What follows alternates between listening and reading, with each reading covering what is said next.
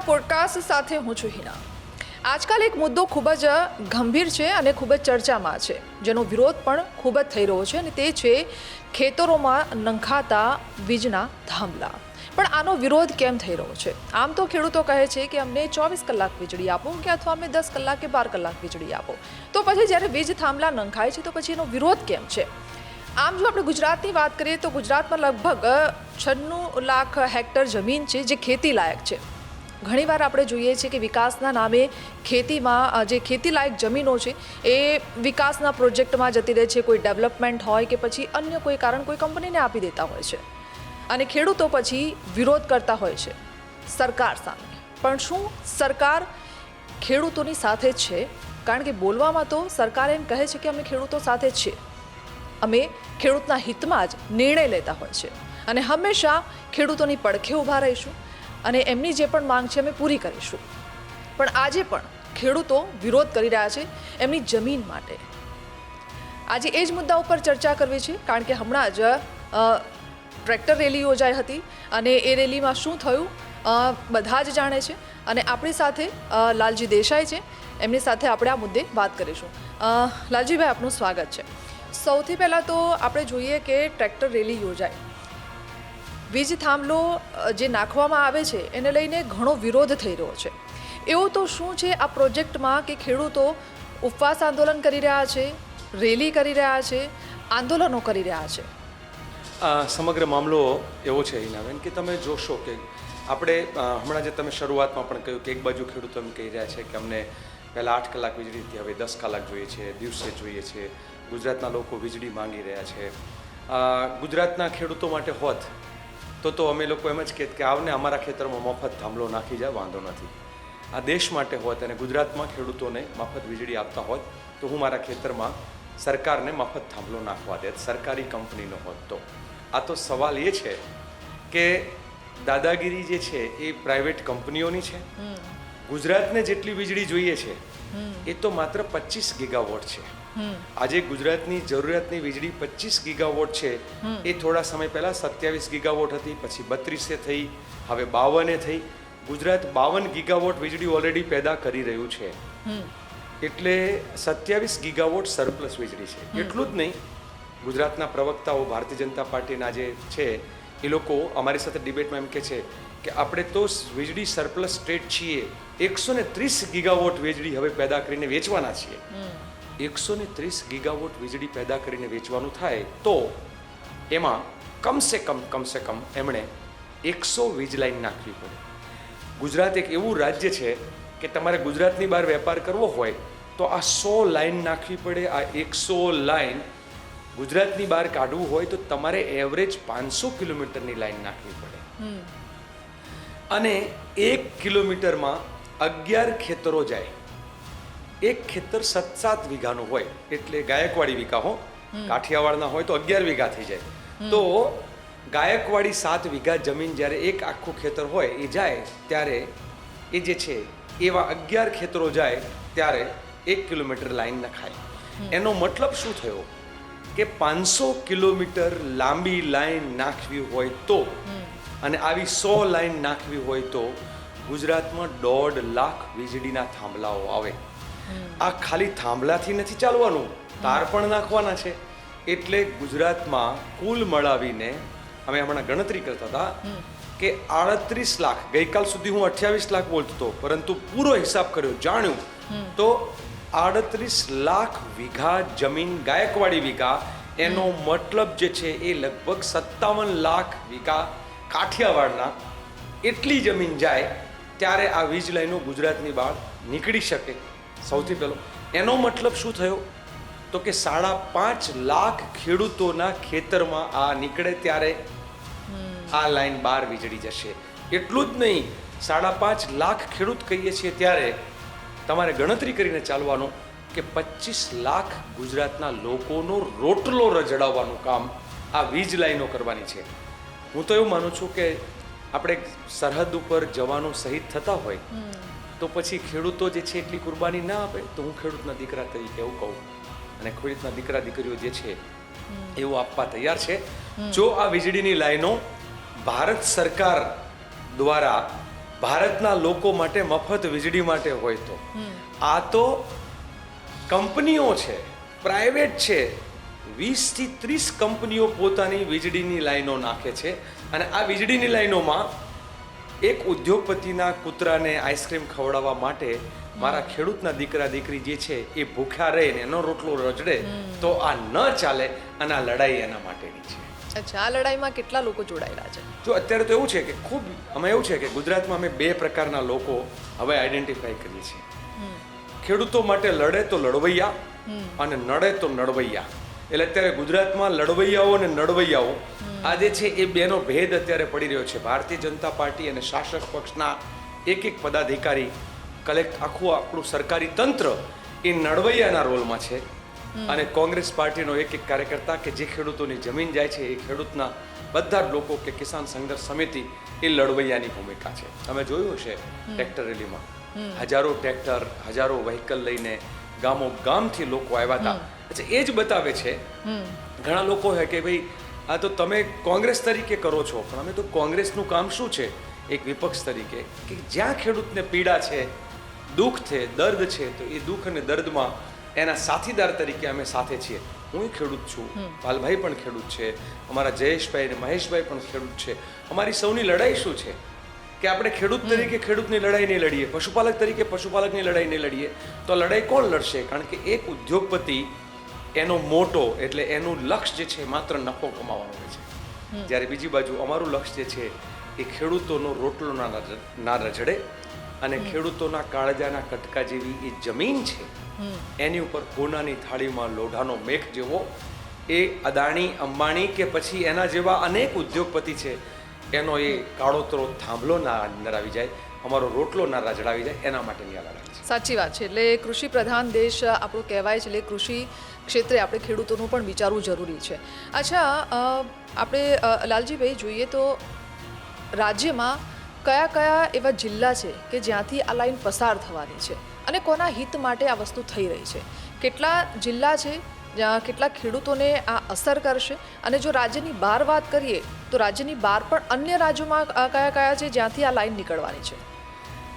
સમગ્ર ખાસ કરીને જે વીજળી પેદા કરવામાં આવે છે એ જે વિસ્તાર છે કચ્છ છે, જામનગર છે, દ્વારકા છે, ત્યાં પવનચક્કી અથવા સૌર ઉર્જાને થોડો બનાસકાંઠાનો એક ભાગ છે જ્યાં વીજળી ઉત્પન્ન કરવાનું કામ ચાલે છે. નાના મોટા સોલર પ્રોજેક્ટ તો અન્ય જિલ્લાઓમાં પણ છે, પરંતુ મોટા ભાગની વીજળી જે પેદા થવાની છે એ આપણા આ કાંઠા વિસ્તારના જે ગામો છે ત્યાં થશે. ત્યાંથી બધી જ વીજળી હળવદમાં ભેગી કરવાની. સાપકડા ગામ છે ત્યાં મોટું પાવર ગ્રીડના જે છે આખો એ પાવર સ્ટેશન બનશે. ત્યાંથી પછી વીજ સપ્લાય આખા ગુજરાતની બહાર અન્ય રાજ્યોમાં. અમે સાંભળ્યું છે એ પ્રમાણે આ કંપનીઓના માલિકો તેલંગાણા હોય કે પછી મહારાષ્ટ્ર હોય, મધ્યપ્રદેશ હોય, ઉત્તર પ્રદેશ હોય કે પછી આગળ જતાં છેક જમ્મુ અને કાશ્મીર સુધી, એટલે અમે એમ કહીએ છીએ સાદી ભાષામાં કે છેક ઉપર જમ્મુ કાશ્મીરથી લઈને તેલંગાણા સુધી આ લોકો વીજળીનો વેપાર કરવાના છે અને એ પણ ખેડૂતોના ભોગે કરવાના છે. એટલે આપે જે પૂછ્યું કે એના કે ગુજરાતના કયા જિલ્લાઓ, વિચાર તો કરો કે સૌરાષ્ટ્ર અને કચ્છમાંથી લાઈન નીકળે અને આમ મહારાષ્ટ્રમાં જવાની હોય ને આમ જમ્મુ કાશ્મીર જવાની હોય, બધા રાજ્યોમાં. હું દાવા સાથે કહું છું કદાચ બચી જાય તો ગીર સોમનાથ, જૂનાગઢ અને અમરેલી કદાચ બચે તો બચે, બાકી એક પણ જિલ્લો ગુજરાતનો આમાંથી બચવાનો નથી. 38 લાખ વીઘા જમીન ગાયકવાડી અને 57 લાખ વીઘા જમીન એટલે કાઠિયાવાડના 16 ગુંઠા પ્રમાણેના એટલી જમીનો 5.5 લાખ. ગુજરાતની અંદર 56 લાખ ખેડૂત પરિવાર છે. 56 લાખમાંથી 5.5 એટલે કે લગભગ 10% ખેડૂત પરિવારો આ વીજળીના થાંભલાનો ભોગ બનવાના છે, એનો રોટલો રજડવાનો છે. એટલે હું તો કહીશ કે ડાંગનો હોય, આહવા કે પછી વલસાડનો ખેડૂત હોય, છોટાઉદેપુરનો હોય કે નર્મદાનો હોય કે ભરૂચનો હોય કે દાહોદનો હોય કે મહીસાગરનો કે પછી ઉત્તર ગુજરાતનો કોઈ ગામનો હોય, એક પણ ખેડૂત બચવાનો નથી. 100 લાઈન નીકળે એનો મતલબ છે કે અદર એ લોકો 2 કિલોમીટરના ડિસ્ટન્સે પણ કાઢે તો 200 કિલોમીટર સળંગ અને આમ 500 કિલોમીટર. ગુજરાતનું કયું ખેતર બચશે? કદાચ એવું બને મારા ખેતરમાં નહીં આવે તો મારા ભાઈના ખેતરમાં આવશે, અમારા 2 ભાઈઓમાં નહીં આવે તો મારા બહેનના ખેતરમાં આવશે, પણ ગુજરાતનો કોઈ ખેડૂત બચવાનો નથી. દર 10 ખેડૂતમાંથી એક ખેડૂત છે એ આનો સીધો ભોગ બનશે. આ તો વીજળીની લાઈનો છે, આવું તો ક્યાંક ભારત માલા પ્રોજેક્ટ છે, આવું ક્યાંક ને ક્યાંક ઓએનજીસી છે. ઓએનજીસીના અંતર્ગત અનેક જગ્યાએ કર્યું છે. એ સિવાય નાના મોટા પ્રોજેક્ટના ભાગરૂપે ખેડૂતોની જમીન વગર જનસુનવાઈએ કાયદાનું પાલન કર્યા વગર આપણે જે સરકારને આમ તો કહેવાય ને કે આપણે લોકો માટે, લોકો વડે, લોકોથી ચાલતું જે છે એ રાજ્ય આપણું ડેમોક્રેસીની જે આખી જે લોકશાહીની ભાષા છે એમાં તો લોકો દ્વારા, લોકો માટે, લોકોથી ચાલતું. તો આની બદલે અત્યારે એવું છે કે લોકોના વોટથી કંપનીઓના દલાલ જેવી સરકાર છે. લોકોનો વોટ જોઈએ છે પણ એમને જે નોટ કમાવી છે એ કંપનીઓ આપે છે. એટલે અમે ઘણી વખત કહીએ કે એક ઈસ્ટ ઇન્ડિયા કંપની આવી અને 200 વર્ષ આ દેશ ગુલામ થયું. અત્યારે તો એક નહીં, બે નહીં, ત્રણ નહીં, 20 વેસ્ટ ઇન્ડિયા કંપની છે. પેલી ઈસ્ટ ઇન્ડિયા કંપની જે કલકત્તા બંદરેથી ઉતરી હતી, હવે વેસ્ટ ઇન્ડિયા કંપની છે એ ક્યાંક જામનગરથી તો ક્યાંક જે છે એ મુન્દ્રાથી જે છે એ ઉતરે છે અને આખો ગુજરાત નહીં, આવનાર સમયમાં આખું ભારત કબજે કરવા નીકળ્યું છે. આ દેશ બીજી ગુલામી તરફ જઈ રહ્યો છે. યસ. લાલજીભાઈ, જેમ તમે કીધું કે કાયદાની વાત કરી, તો શું અત્યારે જે વીજ થાંભલા જે જગ્યાએ નંખાઈ રહ્યા છે ખેતરોમાં, ત્યાં આ કાયદાનું પાલન કરાયું છે? શું કોઈ જાહેરનામું કે કોઈ નોટિસ આપવામાં આવી છે કે નહીં? કારણ કે ઘણા ખેડૂતો એવું કહ્યા છે કે અમને કોઈ જાણ કરવામાં આવી નથી, કંપનીના માણસો આવ્યા અને થાંભલો નાખીને જતા રહ્યા. બિલકુલ. ગુજરાતના અનેક ખેડૂતો એવા છે, હું એ લોકોને આહવાન પણ કરીશ કે અમે એક ફોર્મ લોન્ચ કરવાના છીએ કે તમને પૂછ્યા વગર તમારા ખેતરમાં થાંભલો નખાઈ ગયો હોય તો તમે અમને જાણ કરો. તમને વળતર પૂરું ના ચૂક્યું હોય તો પણ તમે જાણ કરો. એ સિવાય તમારા વિસ્તારમાં ગામની અંદર જો જનસુનવાઈ ના થઈ હોય તો પણ તમે અમને જાણ કરો. અમે ખેડૂતોની સાથે લડવા તૈયાર છીએ. ગુજરાતમાં કિસાન જે લડવૈયાઓ છે એની જે ટીમ તૈયાર છે. તમે જે સવાલ પૂછો કે શું આવું કંઈ થયું છે, કાયદો શું કહે છે? કાયદો એવું કહે છે, આ દેશનો 2013નો LARR, આ LARR જે છે એ કાયદો યુપીએ સરકારમાં મનમોહનસિંહજી વખતે જે બન્યો, જેમાં રાહુલજીથી લઈને બધા જ લોકોએ આ કાયદા માટે થઈને રાત દિવસ અને બધી સંસ્થાઓ, NGOs બધાએ મળીને કે ભાઈ લોકોની જમીન છીનવાઈ ના જાય એના માટે કાયદો બનાવડાયો. કાયદો શું કહે છે? કાયદો એવું કહે છે કે તમારે કોઈ પણ જગ્યાએ સરકારી કે ખાનગી પ્રોજેક્ટ વિકાસનો મૂકવો હોય, ડેવલપમેન્ટનું કરવું હોય તો માત્ર ને માત્ર જો રાષ્ટ્રના વિકાસ માટે હોય, રાષ્ટ્રની સુરક્ષા માટે હોય તો તમે એક અલગ પદ્ધતિ જમીન સંપાદન કરી શકો. બાકી જો એ નેશનલ સિક્યુરિટી સાથે જોડાયેલું ના હોય અને વિકાસલક્ષી પ્રોજેક્ટ હોય તો તમારે ખાનગી કંપની હોય કે પછી સરકારી પ્રોજેક્ટ હોય, પહેલાં તમારે SIA કરવું પડે, સોશિયલ ઇમ્પેક્ટ એસેસમેન્ટ, એટલે સામાજિક અસરોનો અભ્યાસ કરવો પડે. કોઈ અભ્યાસ નહીં. બીજું જે છે એ તમારે જનસુનવાઈ કરવી પડે. જનસુનવાઈ કરવા પહેલાં લોકલ છાપાઓમાં, ટીવીમાં, રેડિયોમાં, ગામમાં ઢોલ નગારા વગાડીને તમારે જાહેરાત કરવી પડે, જેથી કરીને એક ખેડૂતને, એક વ્યક્તિને, એનો ભોગ બનનાર કોઈ પણ વ્યક્તિ જે છે એને ખબર પડવી જોઈએ કે અમારી જમીન છીનવાવાની છે. આવી કોઈ જાહેરાત નહીં. જે જગ્યા જવાની હોય એ ત્યાં જઈને કલેક્ટરે જનસુનવાઈ કરવાની હોય, કોઈ જનસુનવાઈ નહીં. આ બધું કર્યા પછી સરકારી પ્રોજેક્ટ હોય તો 70% અને ખાનગી પ્રોજેક્ટ હોય તો 80% લોકોએ સહમતિમાં સહી કરવી પડે. જે ગામમાં સરકારી પ્રોજેક્ટમાં ઇવન 79% લોકો સહમત થાય અને 21% લોકો અસહમત થાય તો ત્યાં પ્રોજેક્ટ ના થઈ શકે. આમાં સૌથી મજાની વાત તો એ છે કે એક પણ ખેડૂત સહમત નથી, એટલે 0.001 પણ સહમતિ નથી મળી તો પણ આ પ્રોજેક્ટ થઈ રહ્યો છે. સૌથી મોટું આ છે. એના પછીનું એક જે છે કે સહમતિ થયા પછી એક કમિટી બનાવવાની હોય જે ભાવ નક્કી કરે જમીનનો, જેનું એક્વિઝિશન જેનું થવાનું છે. આ જમીનનો ભાવ આપણા ભારત દેશના કાયદા મુજબ બજાર કિંમતના 4 ગણા આપવાના. એના બદલે ગુજરાતમાં એક પરિપત્ર બહાર પડ્યો છે. કાયદો ઘોળીને આ ગુજરાતની અંદર શાસકના દલાલો ઘોળીને પી ગયા છે અને પરિપત્ર બહાર પડ્યો છે કે જંત્રીના 4 ગણા. હું તો ખાસ કરીને ગુજરાતના શાસકો અત્યારે છે મોટાભાગના તો જમીન દલાલો છે. ગુજરાતના મુખ્યમંત્રી હોય, ગુજરાતના ઉપમુખ્યમંત્રી હોય, કેબિનેટ મિનિસ્ટર હોય કે ભાજપના 162 ધારાસભ્યો હોય, બધા જ જમીનના દલાલો છે અને એમને બધાને ખબર છે કે જંત્રી ભાવ અને બજાર ભાવ જુદો હોય. એમાં 5 ગણાથી લઈને 25 ગણો ફરક હોઈ શકે. એનાથી વધારે પણ હોઈ શકે, બધું જુદું જુદું. જંત્રીના 4 ગણા આપે તો અમે ખેડૂતના દીકરા દીકરી તરીકે એવું કહેવા માગીએ છીએ કે સરકાર જેટલી જમીન આપે ને અમારે જંત્રીના 4 ગણા ભાવે ખેડૂતો ખરીદવા તૈયાર છીએ. દેશના લોકોનું પેટ ઠારવા માટે અમારે કોઈ ધંધો બીજો નથી કરવો, અમે અન્ન પેદા કરવા માટે જંત્રીના 4 ગણા લેવા. પણ ના, એમને ખબર જ છે જંત્રીનો ભાવ તો 100 રૂપિયા મીટરના હોય, 200 રૂપિયા હોય, ક્યાંક 40 હોય, ક્યાંક 26 પણ હોય મીટરના. જો 1 લીટર પાણીનો જેટલો ભાવ હોય ને એના કરતાં ક્યારેક ઓછો હોય તો જંત્રીના 4 ગણા ના ચાલે. માર્કેટના 4 ગણા દેશનો કાયદો છે. રાજસ્થાનમાં એમને જ પેઢી અત્યારે એમની જ છે, સરકાર અહીંયા એમની છે, ત્યાંય છે. રાજસ્થાનમાં બજારના 4 ગણા આપે છે તો ગુજરાતમાં કેમ નહીં?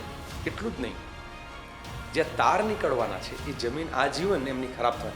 એ કહે છે 30 વર્ષના ભાડા પટ્ટે, પણ એના બેન 30 વર્ષે તો 1.5 પેઢી નીકળી જાય. એટલે આજે જે ખેડૂત છે 60 વર્ષનો એ 30 વર્ષ પછી નથી રહેવાનો, એટલે એનું તો આજીવન નીકળી ગઈ જમીન. એ 30 વર્ષ માટે લઈએ છીએ એમ કે છે, પછી 30 વર્ષ પછી થાંભલો કોણ લઈ જવાનું છે, શું કરવાનું છે? એ તાર જ્યાંથી નીકળે છે એ મારો ખેડૂતનો દીકરો કે દીકરી કામ કરતા હોય અને કરંટ લાગે ને મરી જાય તો એના માટે કોણ જવાબદારી? આ સરકાર તો જુઓ, એણે એ પણ નથી કહેવા માંગતી કે આ વીજ લાઈનનો કરંટ લાગવાથી કંઈ થશે તો સરકાર એને 1 કરોડ 2 કરોડ કે આમ તેમ જે છે એને એ વળતર આપશે. તો કે ના, તમારે નહીં જવાનું ત્યાં, મારી જગ્યામાં મારે નહીં જવાનું અને વળતર પણ નહીં. જ્યાં તાર નીકળવાના છે ને ત્યાં જંત્રીની પાવલી આપવાની. અચ્છા, એટલે જંત્રી રૂપિયો હોય તો પછી પૈસા મળે, 100 રૂપિયા હોય તો પછી રૂપિયા. જંત્રીની પાવલી એટલે શું? તો કે વીઘે ક્યાંક લાખ મળે, વીઘે ક્યાંક 50,000 મળે. આવી રીતે જમીનો બરબાદ કરીને ગુજરાતના ખેડૂતોની ખુલ્લેઆમ જે લૂંટ થઈ રહી છે એ લૂંટ સામેનો આ વિરોધ છે. અમે તો કહીએ છીએ કાયદા મુજબ કરો, એસઓપી બનાવો, એસઓપી બનાવો. ખેડૂતનો દીકરો જમીન આપવા, દીકરી જમીન આપવા તૈયાર છે. અચ્છા લાલજીભાઈ, જો 2013માં મનમોહન સિંહની સરકાર હતી અને ત્યારે આ કાયદો બન્યો છે, તો પછી અને એવું કહેવાય પણ છે કે જંત્રીના 4 ગણા ભાવ પ્રમાણે જમીન સંપાદન કરવી, બજારના 4. હા, તો બજાર ભાવના, બજાર ભાવના, જંત્રી પ્રમાણેના નહીં. નહીં, જંત્રી જો હવે છે ને ઇનામેન જોવા જેવું છે. જંત્રી જ્યારે ચાલતી હોય ને જેટલી, એના કરતાં લગભગ 10 થી 25 ગણો ભાવ બજારમાં હોય. એટલે કાયદો કે છે બજાર ભાવના 4 ગણા. બજાર ભાવ અહીંયા કાયદો બદલીને પરિપત્ર કર્યો છે કે જંત્રીના 4 ગણા. કેમ? અચ્છા, બીજું, સરકારે એના ખિસ્સામાંથી નથી આપવાના, ના ભૂપેન્દ્રભાઈ આપવાના છે, ના મુખ્યમંત્રી આપવાના છે, ના ઉપમુખ્યમંત્રી આપવાના છે, ના આ દેશની સરકારની તિજોરી ઉપર અસર પડવાની છે. આપવાના કંપનીએ છે, કમાવાનું કંપનીએ છે. તો નફો ઘટશે તો કંપની, આ સરકારના પેટમાં અને અધિકારીઓના, કલેક્ટરોના પેટમાં ક્યાં દુખે છે એ નથી સમજણ પડતું. કાયદા મુજબ ભરતો, તમે પરિપત્ર મુજબ ભરતીને કંપનીને ફાયદો કરાવીને ગુજરાતના 5.5 લાખ પરિવારો અને એટલા જ ખેતમજૂરો, કારણ કે જમીન પર ખેતમજૂરો પણ નભે છે, એને બરબાદ કરવાનો જે આ તમારો ષડયંત્ર છે એની સામેની લડાઈ. પણ લાલજીભાઈ, એક તરફ એ પણ તો વિચારવું જોઈએ કે જો જમીન જતી રહેશે તો પછી અન્ન ક્યાં પાકશે? કારણ કે આપણે જોઈએ કે ઘણી જમીનો ઉદ્યોગ માટે આપી દેતા હોય છે, ઘણી જમીનો હાઈવે માટે આપી દેતા હોય છે, ઘણા એવા પ્રોજેક્ટ હોય છે વિકાસના જેના માટે જમીન આપી દેતા હોય છે કે સરકાર બળજબરીપૂર્વક પણ ઘણી જગ્યા લઈ લેતી હોય છે. તો પછી જમીન રહેશે ક્યાં? અન્ન પાકશે ક્યાં? આ તો બહુ જ મોટો ચિંતાનો વિષય છે. ગુજરાતના 40% બાળકો કુપોષિત છે. આ ભારત સરકારનો રિપોર્ટ છે. ગુજરાતના 40% બાળકોને હજુ પણ કુપોષણથી પીડાતા હોય અને પેદા કરનાર જે છે એ 2 ટાઈમ ખાઈ પણ ના શકતો હોય, ત્યારે આપણે ગુજરાતના લોકોએ વિચારવું પડશે કે આ રીતે જમીનો છીનવાતી જશે. ગુજરાતની 10% જમીન આમાંથી ઓછી થઈ જાય તો સીધું જ 10% ઉત્પાદન ઘટી જાય. 10% ખેડૂતો બરબાદ થાય તો 10% ઉત્પાદન ઘટશે. તો પછી શું થશે એ ગુજરાતના લોકોએ વિચારવું જોઈએ. હું તો શહેરમાં રહેનાર એક વ્યક્તિને કહીશ. હમણાં એક જગ્યાએ હું ડિબેટમાં ગયો હતો ને એક મિત્ર મળી ગયા તો મને કે મારે ભેંસ જોવી છે ને ગાય જોવી છે, દૂધ પેદા કેવી રીતે થાય મેં નથી જોયું. મેં તો કોથળીમાંથી દૂધ પીધું છે. મેં તો જે છે પેલા આજકાલ પેક થયેલો આટો જોયો છે. તો એ મારે તો જે પેદા કરનાર છે, જે પરસેવો પાડે છે, એના દુઃખ ને દર્દને સમજવા માટે હું શહેરમાં રહેનાર એક યુવાન યુવતીઓને વિનંતી કરીશ કે એ ખરા તડકે 45 ડિગ્રી ટેમ્પરેચરમાં એની જાતને તપાવે છે, એની ચામડી છે ને તાંબા જેવી થઈ જાય છે અને ત્યારે એ અન્ન પેદા થાય છે ને ત્યારે આપણી ભૂખ ભાંગે છે. એ રાત્રે 2 વાગે ઉજાગરો કરે છે, ઢોરની પાછળ રાત દિવસ રખડે છે, ત્યારે દૂધ પેદા થાય છે અને એ દૂધ આપણે પી શકીએ છીએ. તો લોકોએ બી સંવેદનશીલ બનવું પડશે, સરકાર સામે અવાજ ઉઠાવવો પડશે. અમે એક વિકલ્પ આપ્યો આજે. હિનાબેન પાલભાઈ અમારા જે છે એમણે એક સરસ મજાનું કે જે લાઈન અંબાણીની નીકળે છે એ લાઈન સહેજ ફેરફાર કરે અને ખેતરોમાં કાઢવાના બદલે વ્રજવાણીથી લઈને જ્યાં સુધી જાય છે એ જામનગર જિલ્લામાં એ લોકો રણમાંથી અને દરિયા કિનારેથી કાઢે તો જે 3000 પરિવારો બરબાદ થવાના છે એના બદલે માત્ર 30 જ ખેડૂતની જમીન જાય અને એને પૂરતું વળતર પણ મળી શકે, જમીન બચી શકે. અમને તો એ નથી સમજાતું કે આ ઉદ્યોગપતિઓને આ વીજળીના ખાલી વેપારમાં જ રસ છે કે અમારી જમીનો બરબાદ કરી અને ભવિષ્યમાં એ જમીનનો વેપાર કરવામાં રસ છે. આ બી સવાલ છે કે પછી ગુજરાતના ખેડૂતોને બરબાદ કરીને અને ભારતને કૃષિ પ્રધાન દેશને બરબાદ કરીને ભવિષ્યમાં આફ્રિકાથી, યુરોપથી, અમેરિકાથી એ અદાણી અંબાણી જેવી કંપનીઓને માત્ર અનાજ લાવીને વેપાર કરવામાં રસ છે. મને તો એવું લાગે છે એમને એમ છે કે ખેડૂત બરબાદ થઈ જાય, પશુપાલક ગૌચર જમીનો બરબાદ થવાની, તો ખેડૂત બરબાદ, પશુપાલક બરબાદ. અને આવનાર સમયમાં શું કરશે તો કે આ જ કંપનીઓ જે આપણી જમીન લઈ જાય છે એ જમીનોનો વેપાર કરશે અને પછી બહારથી અન્ન લાવીને એનો પણ વેપાર કરશે. એટલે મને તો એવું લાગે છે આમને તો બધી બાજુથી ઘી કેળા છે. મરવાનું, પીસાવાનું, બરબાદ થવાનું તો માત્ર ખેડૂત અને ખેત મજૂરોને અને પશુપાલકોને છે. સોશિયલ મીડિયામાં ઘણી એવી રીલ્સ પણ વાયરલ થઈ છે કે એ રીલ્સમાં એવું બતાવે છે કે આવનારી પેઢી ખેતર જોવું હશે ને તો ક્યાંક હશે તો ત્યાં જશે કે ખેતર કેવું છે, કેવી રીતે અનાજ પાકે છે. ઢોરોને પણ લોકો જોયા નહીં હોય ને એને પણ જોવા માટે જશે કે ઢોર કેવા છે, કેવી રીતે રહે છે, કેવા દેખાય છે. એટલે કદાચ આવનારી પેઢી માટે જો અત્યારે આ સિચ્યુએશન ચાલશે તો આવનારી પેઢી માટે એ ચોક્કસ હશે કે ભાઈ ખેતરો ક્યાંય રહેશે નહીં, ખાલી વીજળીના થાંભલા ઊભા રહેશે કે પછી ઉદ્યોગો, મોટી મોટી બિલ્ડિંગ હશે. આપણો દેશ સ્વાવલંબન તરફ ગયો. ગાંધી, નહેરુ, સરદાર, સુભાષથી લઈને બહુ બધા વિઝનરી લીડર, મૌલાના, આ બધા લોકોએ ખૂબ બધું જ્યારે તપસ્યા કરી, સંઘર્ષ કર્યો ત્યારે દેશ આઝાદ થયો અને દેશને સ્વાવલંબન તરફ આપણે લઈ ગયા. ભારત માતાની આઝાદી, આ ભારત માતાની આઝાદી એટલે કઈ એ હવામાં તો નથી. આ ભારત માતા એટલે ભારતનો એક એક નાગરિક, આ ભારતની જમીન, આ ભારતના જંગલ, આ ભારતનું પાણી, આ ભારતની નદી, આ ભારતની હવા, એ ભારત માતા છે. જ્યારે આ બધા લોકો ભારત માતાને ફરી વખત બરબાદ કરવા માટે નીકળ્યા હોય, જો અંગ્રેજોથી આઝાદી વખતે એ લોકોએ આટલી કુરબાની આપી, આ દેશની આઝાદી માટે, આ દેશની આબાદી માટે આ નવી પેઢી તૈયાર નહીં થાય તો આવનાર સમયમાં હું ત્યાં સુધી કહું આપણે સ્વાવલંબનથી ફરી વખત પરાવલંબન તરફ જશું. આપણે ફરી વખત, હું નાનપણમાં મેં લાલ ઘઉં ખાધેલા છે. આ દેશમાં અમેરિકાથી આવતા હતા જે ત્યાંના ઘોડાના ગધેડા ખાતા હોય ને એ ઘઉં આપણે ખાવા પડેલા છે. અને ત્યાંમાંથી આપણે અલગ અલગ પ્રકારના કહીએ છીએ કે હવે વિકલ્પ છે આપણી પાસે. આપણા વિકલ્પો ખતમ થઈ જશે. અમેરિકા, ન્યૂઝીલેન્ડ ને ઓસ્ટ્રેલિયાથી આવતું ટેટ્રાપેક દૂધ પીવું પડશે, કેમિકલવાળું દૂધ પીશું, ઓક્સિટોસિનવાળું દૂધ પીશું અને એ જ માત્ર ને માત્ર કેમિકલ યુઝ કરેલા અન્ન ઉપર જે છે એ આ દેશના આવનાર પેઢી જીવશે.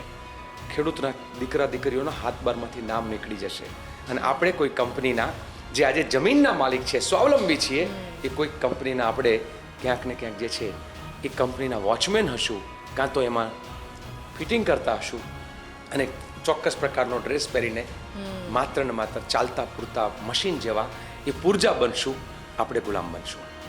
નાનપણથી અત્યાર સુધી જ્યારે આપણે આમ જેમ જેમ આગળ વધ્યા છે ને ભણતા આવ્યા છે ને એટલે નાનપણમાં 2 વાક્ય અત્યારે પણ આપણને યાદ હોય કે જે સ્કૂલમાં આપણને ભણાવતા હોય કે ભારત વિશે તમારે બોલવાનું હોય તો તમે શું બોલો, ખેતી પ્રધાન. બરાબર છે. ભારત વાળે આપણે બોલીએ તો ભારત, એ 2 વાક્ય આપણને યાદ આવે કે ભારત લોકશાહી દેશ છે, ભારત ખેતી પ્રધાન દેશ છે. જો આ ટેગલાઇન જો આપણે અત્યારે પણ નહીં સાચવીએ તો આવનારી પેઢીને આપણે શું કહીશું કે ભારત એટલે શું, ભારતની ઓળખ શું રહેશે. એટલે ભારત ખેતી પ્રધાન છે, આજે પણ છે. જેમ કહેતા હતા કે સોને કી ચિડિયા હૈ આજ ભી ઓર રહેગા, એવી જ રીતે ભારત ખેતી પ્રધાન દેશ હતો અને આજે પણ છે ને આપણે એને રાખવો પડશે. અને એના માટે ખેડૂતો અત્યારે જે લડત લડી રહ્યા છે એ ખરેખર કાબિલે દાદ છે કે અત્યારે એ જમીન માટે આપણે જોઈએ છીએ કે અનેક લોકોએ બલિદાનો આપી દીધા છે. દેશો ને દેશો લડ્યા છે લોકો અને સત્તા હાસિલ કરી છે માત્ર ને માત્ર જમીન માટે. તો અત્યારે હવે ખેડૂતો જે રીતે જમીન માટે લડી રહ્યા છે, આગામી સમયની વાત કરીએ કે એક દિવસ આ ટ્રેક્ટર રેલી હતી અને સાંજે સમેટાઈ ગઈ, પણ આગળની રણનીતિ શું છે, સરકાર તરફથી તમને શું સ્ટેટમેન્ટ મળ્યા છે આ મુદ્દાને લઈને? હું 2 વસ્તુ કહીશ આમાં કે એક તો પહેલાં કે અનેક લોકોએ બલિદાનો આપ્યા ત્યારે દેશ આઝાદ થયો, જેમ કહીએ છીએ એમ આ નવી આઝાદીનો જંગ છે. અને બધા લોકો એમ પૂછે તમે કેમ આ રાત દાડો લડો છો, કેમ દોડો છો? ત્યારે હું બધાને એમ કહું છું કે આ વાત કદાચ ગાંધી, નહેરુ, સરદાર સુભાષ, ભગતસિંહ, સુખદેવ, રાજગુરુથી લઈને ઝાંસીની રાણી લક્ષ્મીબાઈથી લઈને મૌલાના અબુલ કલામથી લઈને બિરસા મુંડાથી લઈને આ બધાના મા બાપે એને એમ કીધું હોત તો એના લોકોએ કે તમે આ દેશ માટે કેમ લડો છો, તો આપણે આજે ગુલામ હોત.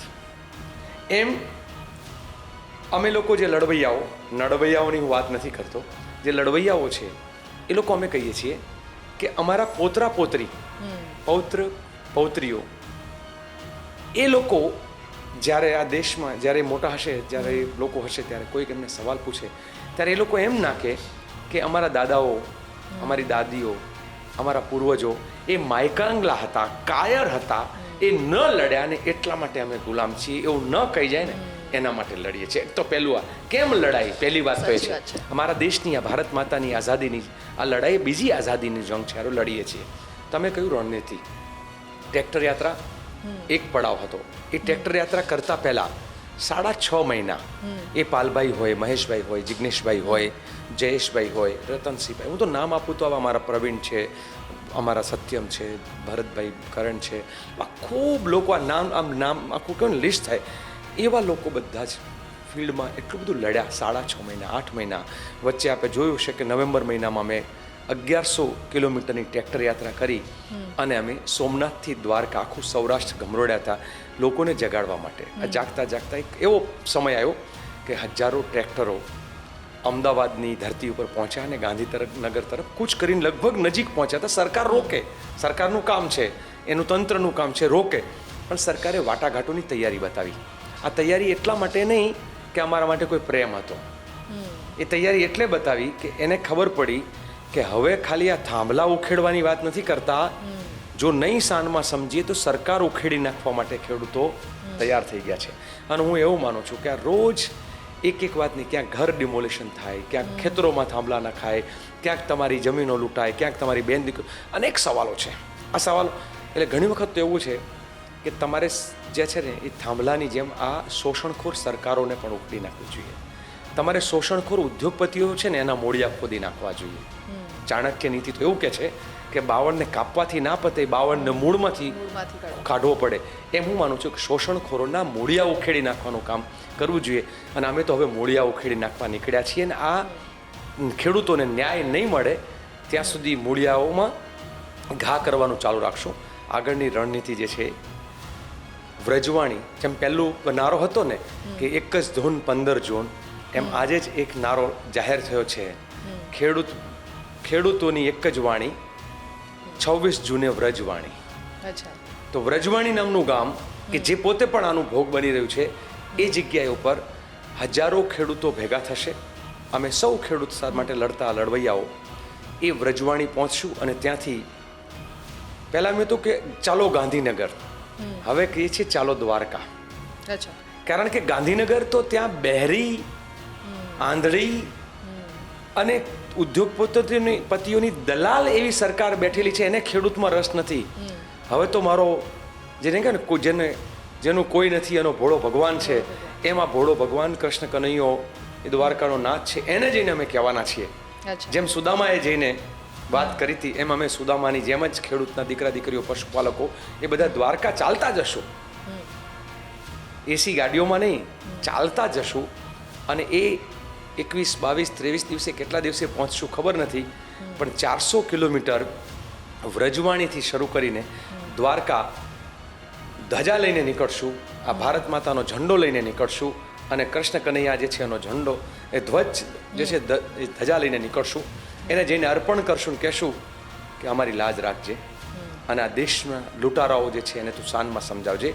આ એક યાત્રા ત્યાંથી નીકળશે. બીજી કોંડ, સુરેન્દ્રનગરનું જે છે ધાંગધ્રાનું કોંડથી નીકળીને સાપકડા થઈને અમે લોકો જે છે વાંકાનેર થઈ અને આગળ ટંકારા થઈને 2 યાત્રાઓ ભેગી થશે ધ્રોળ પાસે.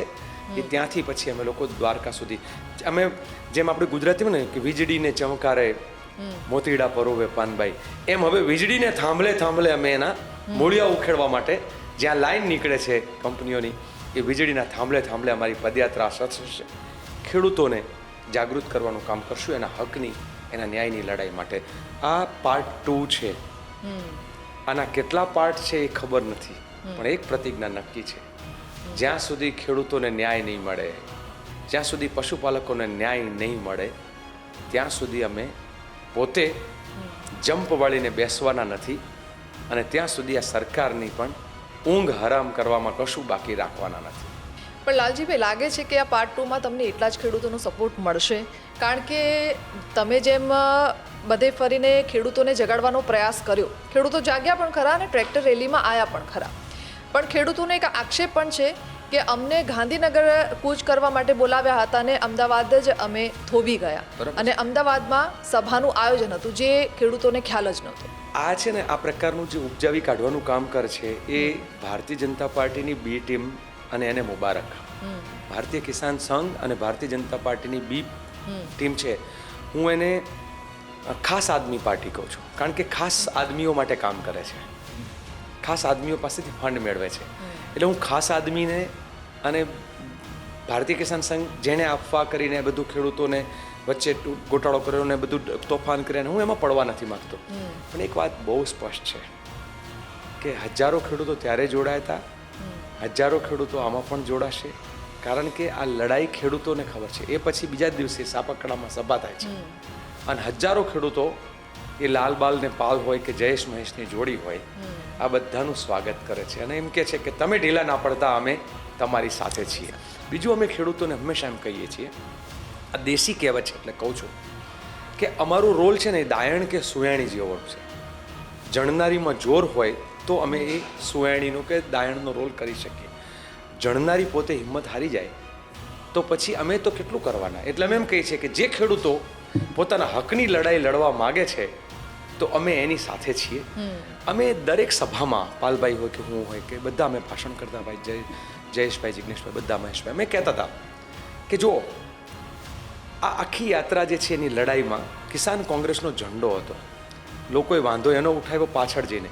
જે ઝંડી મોરબીથી લગાવીને નીકળે, જે ઝંડી સુરતથી લગાવીને નીકળે, ત્યારે એને વાંધો નથી. અહીંયા અચાનક એક ચોક્કસ પોઈન્ટ ઉપર વિસાવદરથી આવેલું ટોળું, પછી મોરબીના કાંતિભાઈ અમૃત્યા મિનિસ્ટરના ભાણિયાઓનું ટોળું, એ બધું આવીને એમ કંઈક જુદું નાટક કરે તો એમને મુબારક. અને ખેડૂતો, હું માનું છું કે ખેડૂતો ભરમાયા નહોતા, એ ચોક્કસ પ્રકારના આવેલા ગુંડાઓ છે, એણે આખું ષડયંત્ર કર્યું, અને એના કારણે ખેડૂતોને બહુ જ મોટું, એટલે ખેડૂતોના પીઠમાં ખંજર ભોંકી છે. અચ્છા, કે ગાંધીનગર જવાનું હતું ને અહીંયા કેમ રોકાણા? આખા દેશના ખેડૂતો આંદોલન કરવા જ્યારે નીકળ્યા ત્યારે ચલો દિલ્હી એનો નારો હતો. તો ચલો દિલ્હીના નારામાં બધા દિલ્હી પહોંચી ગયા હતા કે દિલ્હીની બોર્ડર ઉપર રોકાણા હતા? પહેલાના રાજા મહારાજાઓ યુદ્ધ કરીને નીકળે ત્યારે નક્કી જ હોય કે ફલાણું રાજ સર કરવા નીકળે છે, તો પહેલા એનો પડાવ ક્યાં હોય, છેલ્લો પડાવ ક્યાં હોય? એ રાજ્યના પાદરમાં હોય. એ રાજાને સમાચાર મોકલાવે કે ભાઈ અમારી શરતો માન, નહીં તો અમે યુદ્ધના મોરચે તૈયાર છીએ, પાદરમાં રોકાય પહેલા. એવું તો ના હોય ખાલી ચાલતા, કોઈ પણ જગ્યાએ સંવાદ હોય, નેગોશિએશન હોય. સરકાર ઝૂકવા તૈયાર હતી, અને એટલી હદે ઝૂકવા તૈયાર હતી કે કલ્પના ના કરી શકાય. મુખ્યમંત્રી, ઉપમુખ્યમંત્રી, આઈએએસ ઓફિસરો બધા જ વાટાઘાટો કરવા માટે સતત દબાણ કરતા હતા કે તમે 51 ટ્રેક્ટર લઈને આવો, તમે આટલું આમ કરો. અમે કીધું ના, એમ નહીં, આ શરતો માન્ય છે તો જ, નહીં તો અમે લોકો ગાંધીનગર આવશું જ. અમારી બી જીદ હતી. પણ આ લોકો આવું કંઈ થાય એ પહેલાં એક વિશ્રામ સભા, એક સંવાદની સભા કે જ્યાં નક્કી કરવું પડે. સરકાર કહે કે અમે તમારી આટલી શરતો માનીએ છીએ, તો અમારે કોની યાર વાત કરવાનું? 13 કિલોમીટર લાંબી ઘરે ઘરે ટ્રેક્ટર જઈને કહેવાનું કે ભાઈ આપણે સરકાર આમ કે છે, આમ કે. તમારે ચોક્કસ જગ્યાએ ડાયલોગ કરવો પડે. એ ડાયલોગ માટે, અને અમે ત્યાં સુધી કહ્યું હતું, દરેક સભામાં ભાષણ છે મારા રેકોર્ડેડ, કે આપણે ક્યાંય ગોળીબાર નહીં થવા દઈએ, લાઠીચાર્જ નહીં થવા દઈએ, તોફાન નહીં કરીએ, કાયદો હાથમાં નહીં લઈએ. નીકળ્યા છીએ ગાંધીનગર જવા, પણ સરકાર જો રોકે રસ્તે તો અઠે દ્વારકા ની જેમ અઠે ગાંધીનગર. જેમ આપણે દ્વારકા જવા નીકળીએ તો ગુજરાતમાં કહેવત છે ને, અઠે દ્વારકા, જ્યાં કોઈ રોકે ત્યાં દ્વારકા. એમ ગાંધીનગર જઈએ ને સરકાર રોકે તો અઠે ગાંધીનગર. આ નારો હતો, આ સંવાદ હતો, દરેક સભામાં હતું. છતાંય આમાં એવું છે, વીંછીનું કામ છે ડંખ મારવાનું, અને અમારું કામ છે ઝેર ઉતારવાનું. એટલે અમે લડતા રહીએ છીએ અને ઝેર ઉતારતા રહીએ છીએ. વીંછી વીંછીનો ધર્મ નિભાવે, અમે અમારો ધર્મ નિભાવીએ છીએ. તો લાલજીભાઈ, જેમ તમે કીધું કે ગામના પાદરે રહીને ગામના સરપંચ હોય કે ગામના શેઠ હોય એમને અમારે લલકાર આપવાનો હતો, તો શું આ જે તમે અમદાવાદમાં કે ગાંધીનગર જતા પહેલાં જે સભાનું આયોજન કર્યું એના વિશે ખેડૂતોને ખબર હતી? કોઈ પણ જગ્યાએ આવું આંદોલન હોય, અચ્છા હું ખેડૂત છું, આ ખેડૂત એટલે કોણ? ખેડૂતો માટે લડતા, ખેડૂતો માટે લગાતાર કામ કરતી એક આખી કિસાન કોંગ્રેસ અને કિસાન સંઘર્ષ સમિતિનું કોર ગ્રુપને ખબર હતી. અચ્છા, પહેલાંથી આઈબી વાળા તો અમારી વચ્ચે હોય, અમારે રોજ ધ્યાન રાખવું પડે કે આપણી શું રણનીતિ છે. અમે બધા ખેડૂતને કહીએ આપણે આમ જવાનું છે પણ આપણે અહીંથી આમ કરશું, તો આઈબી વાળા રોજ પોલીસને રિપોર્ટ કરીને, સરકારને રિપોર્ટ કરીને બધું પતાવે. કોઈ પણ આંદોલન હોય એમાં કોર ગ્રુપને બધી જ ખબર હોય. કોર ગ્રુપ સિવાયના પેલામાં એક ચોક્કસ પ્રકારનો મેસેજ કરવામાં આવે. આ ખેડૂતોને એમ કીધું હોય કે સરકાર રોકે તો અઠે દ્વારકાની જેમ અઠે ગાંધીનગર. એનો શું મતલબ થયો?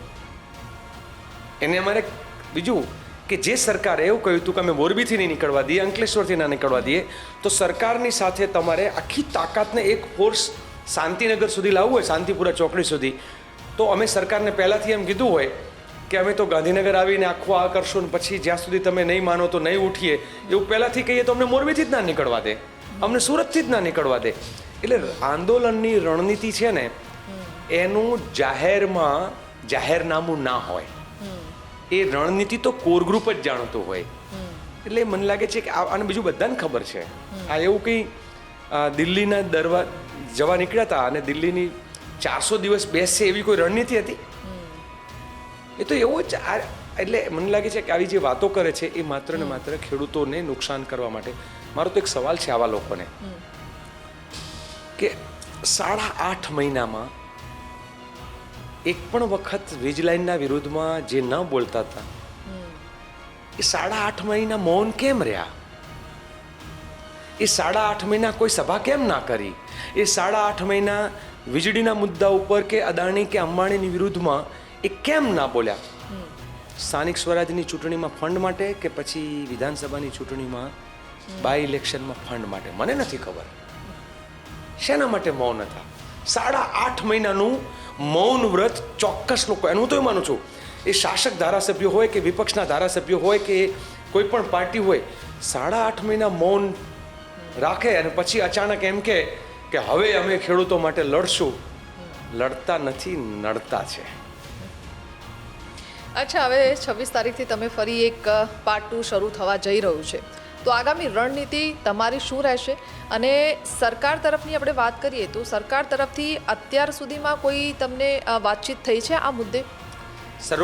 જે તે દિવસે એટલે જ્યારે 15 જૂન પહેલાં 14 અને 15 જૂન દરમિયાન સરકાર તરફથી ખૂબ કે ભાઈ અમે અમારા સિનિયર અધિકારીઓને મોકલીએ ત્યાં, પછી એ લોકો મુદ્દા લઈને આવે તો વાટાઘાટ થાય અને વાટાઘાટને અંતે જો સમાધાન થાય તો કરવું. પરંતુ એ તાકાતને તોડવાનું કામ કોઈક લોકોએ કર્યું. એની વારે વારે ચર્ચા મારે નથી કરવી, પણ આખી યાત્રાથી અને આ છેલ્લા 8-8.5 મહિનાની મહેનતથી ગુજરાતના ગામે ગામનો એક ખેડૂત એક વાત સમજી ગયો છે કે આ સરકાર લૂંટારી છે, આ સરકાર ઉદ્યોગપતિઓની છે, આ સરકાર ખેડૂત વિરોધી છે અને આપણા ખેડૂતોના ગળા પકડે છે, આપણા બેન દીકરીઓને ઢસડે છે, બળજબરી કરે છે. અને પોલીસ તંત્ર હોય કે આઈએસ તંત્ર એટલે કોઈ એડમિનિસ્ટ્રેશન હોય, બધા જ લોકો જે છે એ સરકારની અને અદાણી અંબાણી જેવી અનેક કંપનીઓ, હું તો બે તો નામ સિમ્બોલિક લઉં છું, 30 કંપનીઓ છે, એવી 30 કંપનીઓની ગુલામ જેવી આ સરકાર છે. આની પાસે બહુ કંઈ અપેક્ષા રાખવા જેવું નથી.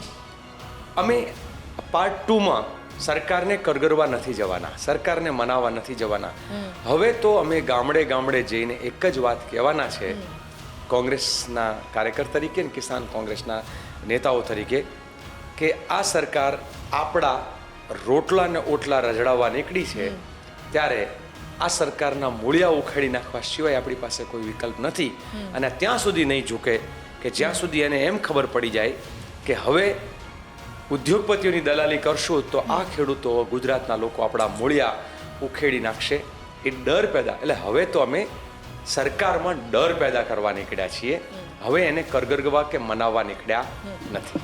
અચ્છા, સરકારમાં ડર ઊભો કરવો છે, સરકાર સાથે કોઈ વાતચીત કરવાની ઈચ્છા નથી, પણ જો તમારા મતે સરકારે એવા કયા 3 પગલાં લેવા જોઈએ જે ખેડૂતોના હિતમાં હોય?